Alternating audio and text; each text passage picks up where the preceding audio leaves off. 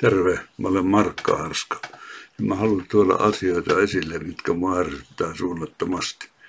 Nämä päättäjät yleensä, kun pistää suomalaisia ihan 6-0, niin ylimielistä porukkaa, ettei mitään rajaa. Hyvänä esimerkkinä on Caruna-kaupat. Kun ministerit Katainen, Vapaavuori ja Haavisto myivät Suomen sähköverkot Carunalle.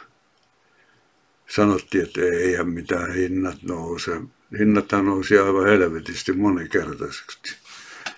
Mun käsityksen mukaan herrat sai tästä kaupasta miljoonia euroja palkkiona. Mä ainakin uskon näin siinä on käynyt. Muut ovat tuommoista kauppaa tehnyt.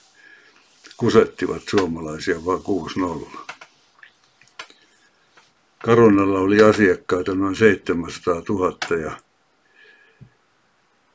tämä koskee varmaan tämä ryöstöhinnoittelu noin 2 miljoonaa suomalaista. Kaikki mökin mummot ja papat joutui ihan kuseen näiden laskujen takia. Sitten mä ihmettelen vielä, että miten voi olla niin härski tyyppi, että Haavisto, että eikö musta tehdä presidentti, kun mä oon tämmöisen paskan sopimuksen tehnyt. Ei helvetti, jonkunnäköinen raja pitäisi olla kerjätessäkin. Linnaahan olisi pitänyt laittaa koko porukka. Vankilaa siis ja Amerikan malli tuomiot.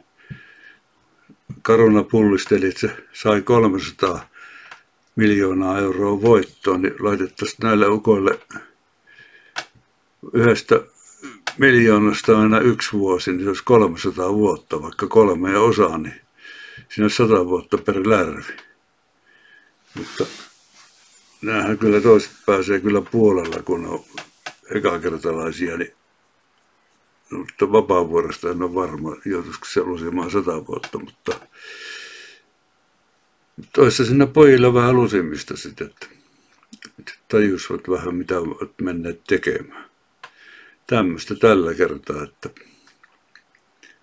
tämmöinen asia oli mulla nyt ja ensimmäinen YouTube-video ja jos tässä varmaan kehitetään kaikenlaista lisääkin, että pysy kanavalla, että morjes ja hyvää jatkoa.